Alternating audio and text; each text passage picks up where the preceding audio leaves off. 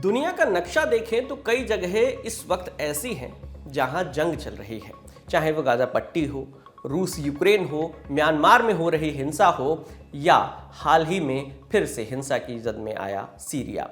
इन सभी जगहों पर युद्ध के कारण अलग अलग हो सकते हैं, पर एक चीज जो सभी जगह कॉमन है वो है जंग में इस्तेमाल होने वाले हथियार।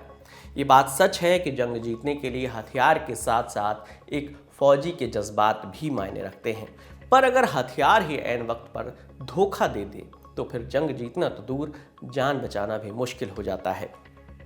इन सब बातों से ये जाहिर है कि भारत की फौज को भी अच्छे हथियारों की जरूरत है। कुल जमा देखें तो भारत के लिए हथियार खरीदने का जिम्मा भारत सरकार के रक्षा मंत्रालय के अधीन है। भारत ने हाल ही में अमेरिका से प्रीडेटर ड्रोन की डील की है। इस डील से भारत की मिलिट्री क्षमता को एक नया बल मिलेगा, पर कुछ डिफेंस डील्स ऐसी हैं जो पिछले कुछ समय से अटकी हुई हैं। ऐसे में इंडियन आर्म फोर्सेस की क्षमता में ज़रूरी इजाफा भी अटका हुआ नजर आ रहा है। तो जानते हैं कुछ ऐसी ही डील्स के बारे में जिनमें किसी न किसी कारण से देरी हो रही है। बख्तरबंद गाड़ियां किसी भी फौज के लिए एक रक्षा कवच की तरह होती है। ऑपरेशन के दौरान इसके अंदर बैठे सैनिकों की सुरक्षा काफ़ी हद तक बढ़ जाती है। साथ ही ये गाड़ियां उन्हें न सिर्फ गोलियों से बल्कि बारूदी सुरंगों से भी सुरक्षित रखती है।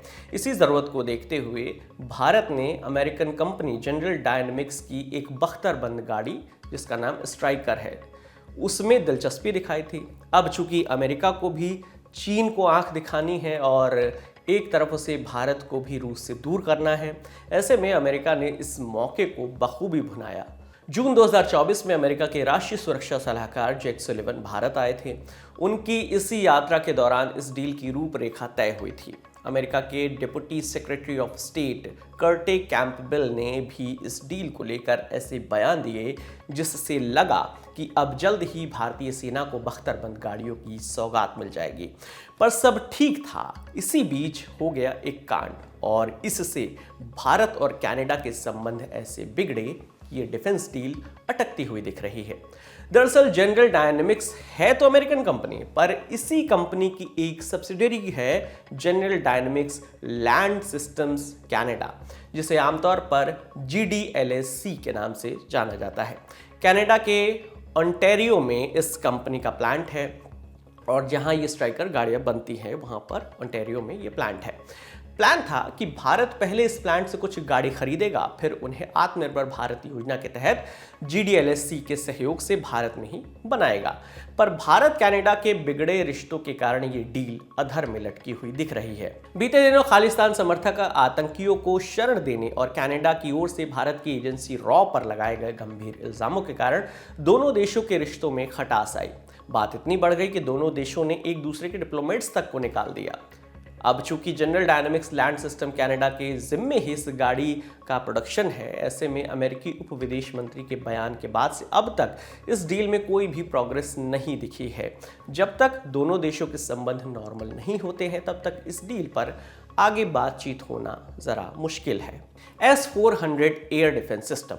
भारत ने रूस से काफी उन्नत माने जाने वाले S-400 एयर डिफेंस सिस्टम की डील को साल 2018 में अंतिम रूप दिया था। भारत ने रूस से कुल 5 ऐसे सिस्टम्स की डील के लिए $5.43 बिलियन की डील पर साइन किया था।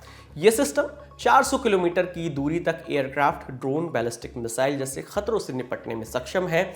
S-400 में एक उन्नत किस्म का रडार लगा है जिसे 91N6E रडार कहा जाता है। ये एक समय में 600 किलोमीटर की दूरी से 300 खतरों को एक साथ ट्रैक कर सकता है। रूस में इसे MZKT 7930 8x8 ट्रक पर लगाया जाता है। इस एयर डिफेंस सिस्टम का दूसरा हिस्सा है इसका कमांड एंड कंट्रोल पोस्ट। यह भी एक ट्रक पर बनाया जाता है। टारगेट की खोज से लेकर उसे नष्ट करने वाली मिसाइल फायर करने तक सारे कमांड यहीं से दिए जाते हैं। इसके बाद आता है इंगेजमेंट रडार। ये रडार टारगेट को ढूंढने नहीं बल्कि उन पर सटीक ढंग से हमला करने में इस्तेमाल होता है। इसमें ज्यादा ऊंचाई से लेकर कम ऊंचाई पर उड़ने वाले खतरों को इंगेज करने की क्षमता होती है।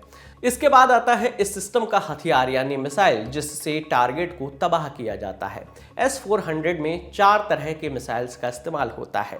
पहली है 9M96E शॉर्ट रेंज मिसाइल। इसकी रेंज 40 किलोमीटर है। दूसरी मिसाइल है 9M96E2, ये मीडियम रेंज मिसाइल है, इसकी रेंज 120 किलोमीटर है।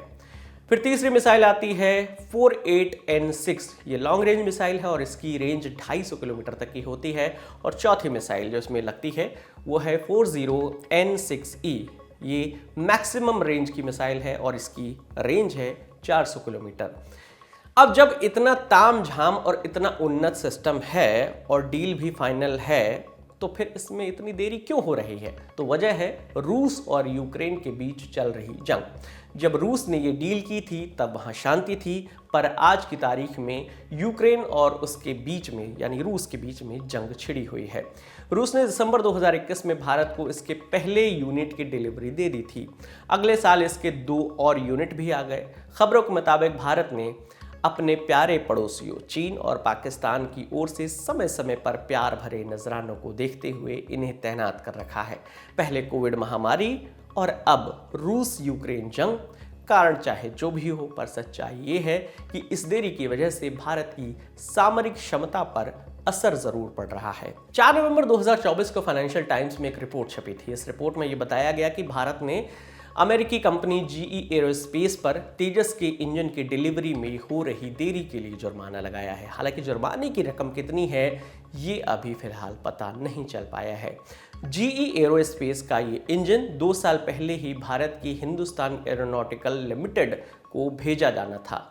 ये FN404 IN20 इंजन है जो भारत के लाइट कॉम्बैट एयरक्राफ्ट जिसे तेजस कहा जाता है उसमें लगते हैं। ये एक हल्का multi role supersonic fighter jet है।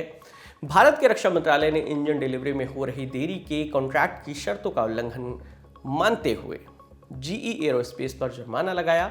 इस मामले पर GE एरोस्पेस ने भी अपना पक्ष रखा है। हालांकि GE एरोस्पेस ने इंजन डिलीवरी में हुई देरी का कोई स्पष्ट कारण नहीं दिया है, पर एक्सपर्ट्स कहते हैं कि कोविड महामारी के बाद से सप्लाई चेन में जो बाढ़ आई थी ये सब उसी का नतीजा है। हालांकि अब GE एरोस्पेस ने एक नई तारीख दी है। कंपनी का कहना है कि अब अप्रैल 2025 तक ये इंजन भारत के HAL को डिलीवर कर दिए जाएंगे। तो देरी का शिकार हो रही रक्षा डील्स के कारण भले ही अलग अलग हों, पर निश्चित तौर पर इसका असर भारत की फौज की क्षमता पर पड़ रहा है। भारत भले ही जंग ना लड़ रहा हो, लेकिन अपनी हिफाजत के लिए उसके पास उन्नत हथियार होना बेहद ज़रूरी है, क्योंकि हथियार सिर्फ जंग के लिए नहीं बल्कि इसलिए भी होते हैं कि शांति बनी रहे। फौज और जंग के संदर्भ में एक बड़ी प्रचलित कहावत है कि शांति कोई उपलब्धि नहीं बल्कि एक जिम्मेदारी है। इस पूरी खबर पर आपका क्या सोचना है, आप हमें कमेंट सेक्शन में ज़रूर बताइएगा। आपके लिए तमाम जानकारी लेकर आए थे हमारे साथी मानस राज। मेरा नाम विकास वर्मा है। देखते रहिए दी लल्लन टॉप। शुक्रिया।